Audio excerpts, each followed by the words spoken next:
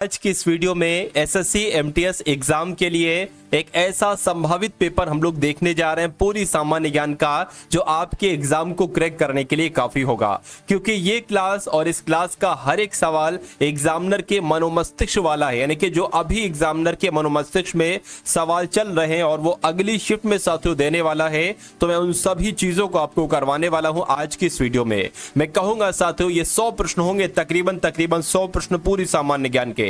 इन सभी सवालों को आप लोग देख कर जाइएगा।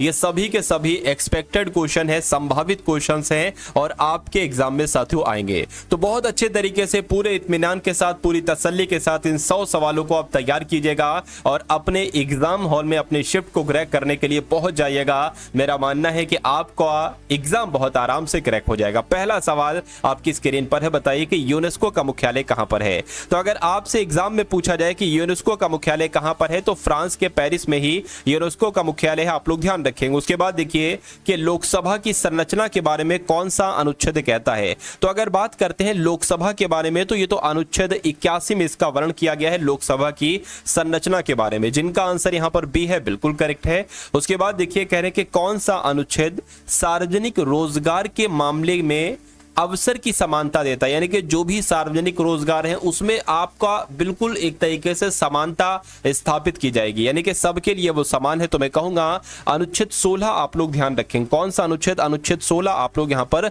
साथियों ध्यान रखेंगे। अनुच्छेद 14 की अगर बात करें, बहुत पूछा जाता है, कानून के समक्ष समानता, यानी कि कानून सबके लिए समान रहेगा। अनुच्छेद 15 की अगर बात करें, जैसे कि मान लीजिए किसी का धर्म अलग है या किसी की जाति अलग है या किसी का लिंग अलग है या कोई कहां पैदा हुआ था, कोई कहां पैदा हुआ था, इसके आधार पर भेदभाव नहीं किया जा सकता। इसका जिक्र साथियों अनुच्छेद 15 में है। यह आप सभी लोगों को यहां पर मालूम होना चाहिए। उपाधियों का अंत या उपाधियों का उन्मूलन साथियों अनुच्छेद 18 में इसका जिक्र किया गया है। उसके बाद देखिए अगला सवाल है जो कि बहुत इंपॉर्टेंट है, कहने के किस संविधान में, जो कौन से संविधान में हुए संशोधन को लघु संविधान कहा जाता है या मिनी संविधान कहा जाता है, बताइए। तो मैं कहूंगा साथियों 42वां संविधान संशोधन को क्या कहा जाता है? लघु संविधान कहा जाता है, अर्थात मिनी संविधान कहा जाता है। ये आप सभी लोगों को मालूम होना चाहिए। उसके बाद देखिए अगला सवाल है आपकी स्क्रीन पर, कह रहे हैं कि भारतीय संविधान के किस भाग में नागरिकता का उल्लेख किया गया। अगर आपसे पूछे कि नागरिकता का उल्लेख जो किया गया है वो कौन से अनुच्छेद में किया गया है, तो मैं कहूंगा अनुच्छेद 5 से लेकर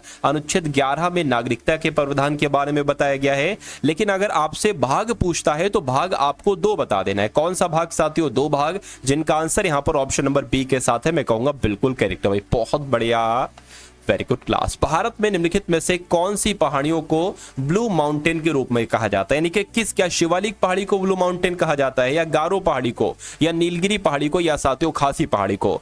तो आप लोग याद रखेंगे साथियों कि निम्नलिखित में से कौन सी पहाड़ियों को ब्लू माउंटेन कहा जाता है, तो नीलगिरी पहाड़ियों को साथियों ब्लू माउंटेन कहा जाता है। ब्लू का मतलब क्या होता है? नीला, और नीला मतलब साथियों यहां पर नील लिखा हुआ है, तो आप लोग समझ सकते हैं। उसके बाद देखिए 2011 की जनगणना के अनुसार उत्तर प्रदेश का लिंग अनुपात क्या था। तो उत्तर प्रदेश का लिंग अनुपात साथियों क्या था, ये आपसे यहां पर पूछा जा रहा है, मुझे बताइए। तो 1000 पुरुषों पर, ठीक है ना, महिलाओं की संख्या की अगर बात करें साथियों तो कितनी थी? 912 थी। इसलिए राइट आंसर आपका जो जाएगा वो किस ऑप्शन के साथ जाएगा? वो ऑप्शन नंबर बी के साथ जाएगा। अगला सवाल है कि जो सेवा क्षेत्रक है अर्थव्यवस्था के किस क्षेत्रक का एक हिस्सा है, यानी कि जो सेवा है मैं कहूंगा ये तो तृतीय क्षेत्र के अंतर्गत आता है, यानी कि अर्थव्यवस्था के तृतीय क्षेत्र के अंतर्गत आता है सेवा। ये आप लोग ध्यान रखेंगे। नेक्स्ट नंबर का सवाल है आपकी स्क्रीन पर साथियों, देखिए और मुझे बताइए कि आपका राइट आंसर क्या होगा। चलिए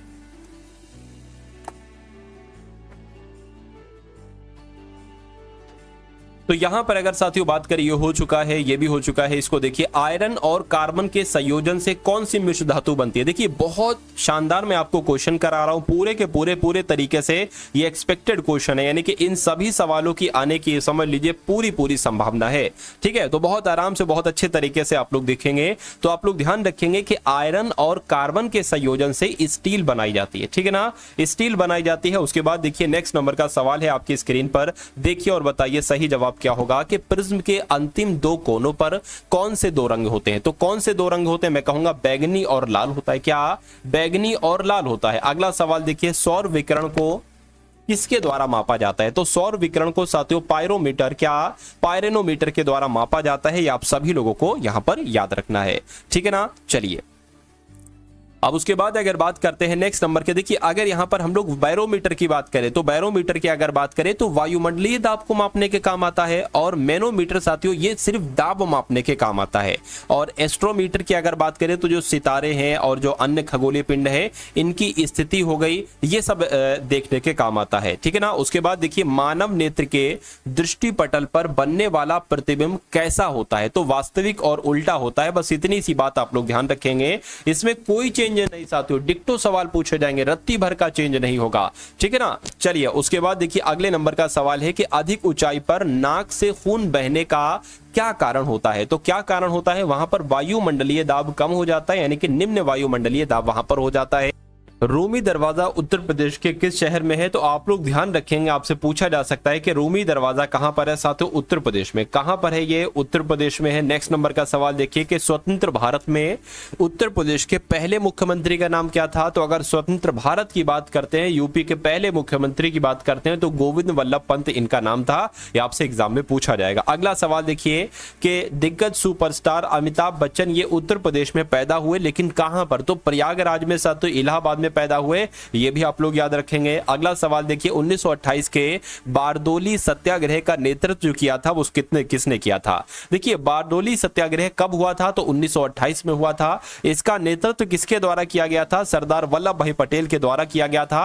ये आप सभी लोगों को क्या होना चाहिए, मालूम होना चाहिए, आप सभी लोगों को याद होना चाहिए, क्योंकि सवाल आपसे जो बनेंगे ना वो यहीं से बनेंगे साथियों। कांग्रेस का पहला सत्र ये आयोजित किया गया था, कहां पर आयोजित किया गया था, बॉम्बे में आयोजित किया गया था, जिनका भी आंसर यहां पर ए है, मैं कहूंगा बिल्कुल करेक्ट है। अगला देखिए कि सिंधु घाटी सभ्यता का नगर लोथल है, और लोथल बहुत इंपॉर्टेंट नगर है साथियों, ठीक है। ये कहां पर है, गुजरात में, राजस्थान में, पंजाब में या हरियाणा में, तो ये कहां पर है साथियों, ये गुजरात में है। जिनका भी आंसर जो लोग भी यहां पर ऑप्शन नंबर ए के साथ है, मैं कहूंगा बिल्कुल करेक्ट है।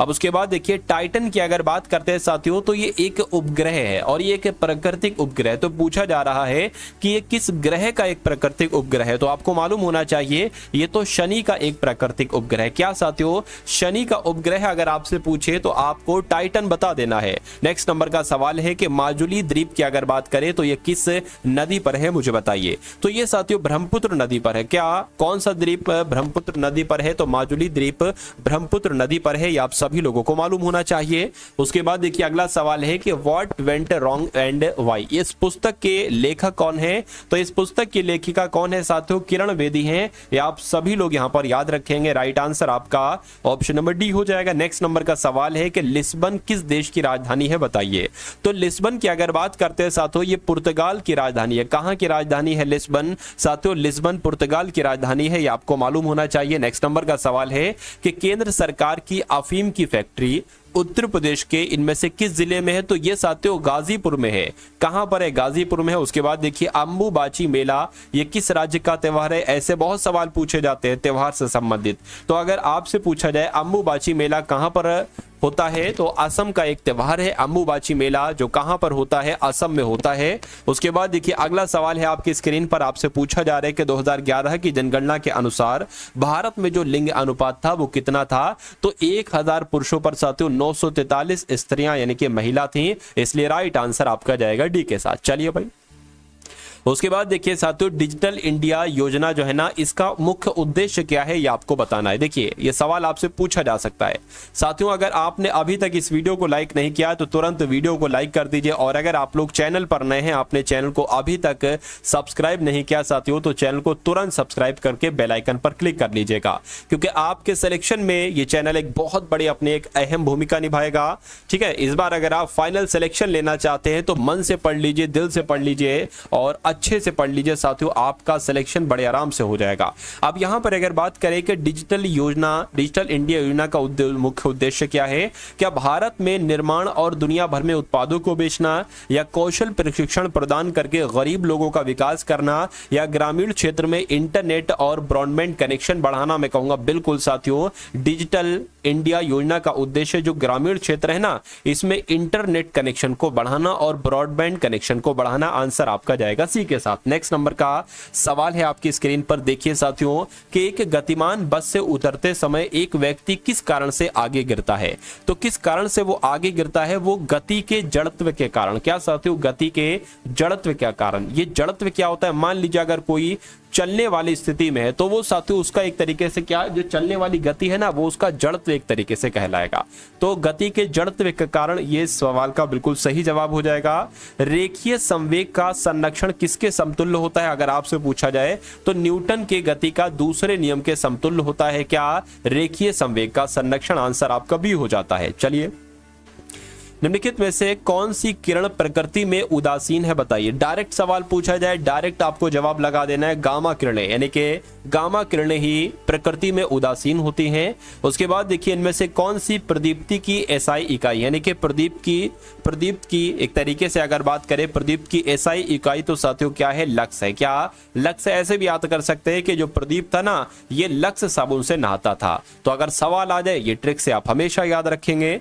बांध संग्रहित जल में कौन सी ऊर्जा होती है? जो बांध होता है ना, बांध डैम, इसमें जो संग्रहित जल होता है, इसमें कौन सी ऊर्जा होती है? इसमें स्थितिज ऊर्जा होती है। कौन सी ऊर्जा होती है साथियों? स्थितिज ऊर्जा होती है। साथियों ये जो मैं आपको पढ़ा रहा हूं, क्वेश्चन में आपको करवा रहा हूं, ये आपके कहीं ना कहीं मनोमस्तिष्क में साथियों स्टोर हो रहे हैं। और जो चीज आपके मनोमस्तिष्क में साथियों स्टोर होती जाती है, ये समझ लीजिए वो आपकी तैयार होती जाती है। बस आप इसको बहुत ध्यानपूर्वक देखते रहिएगा।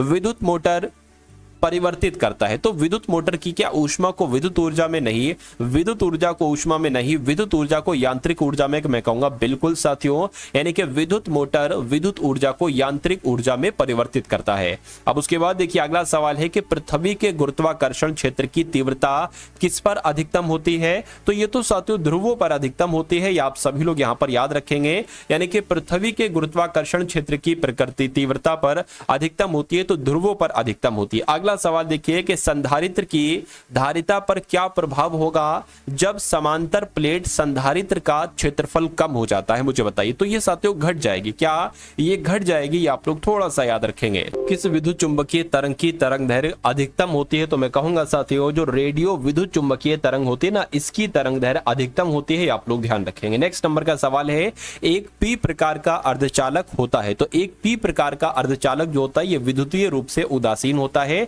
ये आप लोग ध्यान रखेंगे। राइट आंसर आपका ऑप्शन नंबर सी हो जाता है। नेक्स्ट नंबर का सवाल है आपकी स्क्रीन पर कि एक विद्युत चुंबक की करोड़ जो होती है ना साथियों, ये किससे बनी होती है? तो ये अगर आपसे पूछा जाए तो आपको बता देना है कि एक विद्युत चुंबक की करोड़ नर्म लोहे से बनी होती है। किससे बनी होती है साथियों? नर्म लोहे से बनी होती है। अगला सवाल देखिए, प्रतिचुंबकीय पदार्थ तो वे होते हैं जिनमें परमाणु में, एक परमाणु में परिणामी चुंबकीय आघूर्ण होता है। कैसा होता है? तो मैं कहूंगा शून्य होता है। राइट आंसर आपका ऑप्शन नंबर डी हो जाएगा साथियों। साइंस के सवाल तो आपसे पूछे जा रहे हैं। उसके बाद देखिए अगले नंबर का सवाल है साथियों आपकी स्क्रीन पर। देखिए यहां पर अगर बात करते हैं निम्नलिखित में से कौन सा वास्तविक सिक्योरिटी और प्राइवेसी रिस्क है?